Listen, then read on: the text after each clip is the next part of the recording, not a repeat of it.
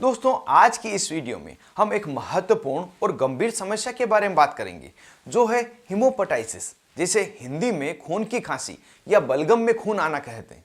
अगर आपको भी खांसी के साथ खून आने की समस्या हो रही है तो यह गंभीर स्थिति हो सकती है।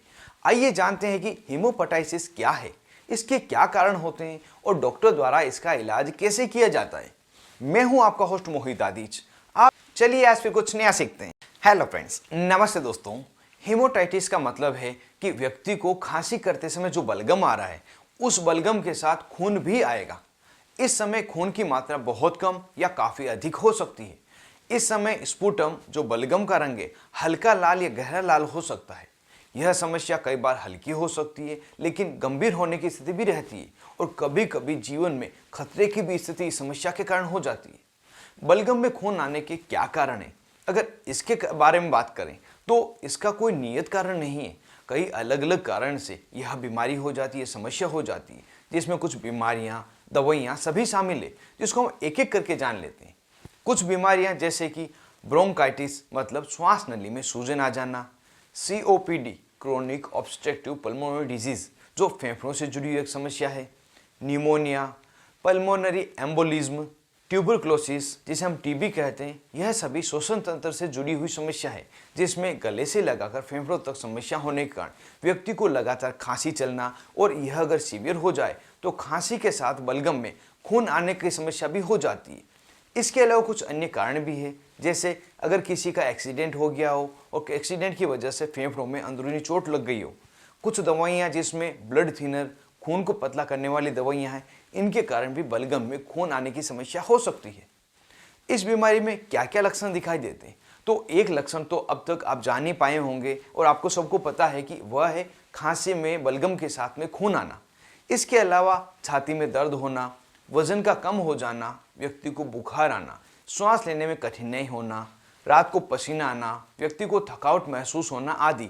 अगर यह स्थिति आपको हो रही है तो एक बार आपको डॉक्टर से मिलकर पूरी जांचें करवानी चाहिए, जिसमें एक्सरे, CT स्कैन और ब्लड टेस्ट भी शामिल है। अब जानते हैं डॉक्टर इस बीमारी को ठीक करने के लिए क्या क्या दवाइयाँ देते हैं, क्या इलाज देते हैं। इस बीमारी को ठीक करने के लिए जो इलाज डॉक्टर द्वारा दिया जाता है वह बीमारी होने के कारण पर निर्भर करता है और इसीलिए सबसे पहले डॉक्टर द्वारा कुछ जांचें करवाई जाती है और रिपोर्ट के आधार पर मरीज का इलाज किया जाता है। आवश्यकता पड़ने पर मरीज को अस्पताल में भर्ती किया जाता है, ऑक्सीजन थेरेपी दी जाती है और कई बार ज़रूरत हो तो ऑपरेशन भी किया जाता है। लेकिन खून को रोकने के लिए जो दवाइयाँ दी जाती है वह लगभग सभी में समान ही होती है और कुछ ट्रीटमेंट है वह भी कॉमन होता है, उसको हम यहाँ पे जान लेते हैं। फेफड़े के अंदर होने वाली ब्लीडिंग को रोकने के लिए मुख्य रूप से डॉक्टर द्वारा दो तरह की टेबलेट का प्रयोग लिया जाता है, जिसमें पहली टेबलेट है इथामसाइलेट टेबलेट, जिसे आप इथामसिप और इथासाइल टेबलेट के नाम से जानते हैं। दूसरी टेबलेट है ट्रेंडेक्सिमिक एसिड टेबलेट, जिसे आप ट्रापिक टेबलेट, टेक्साकाइन टेबलेट के नाम से जानते हैं।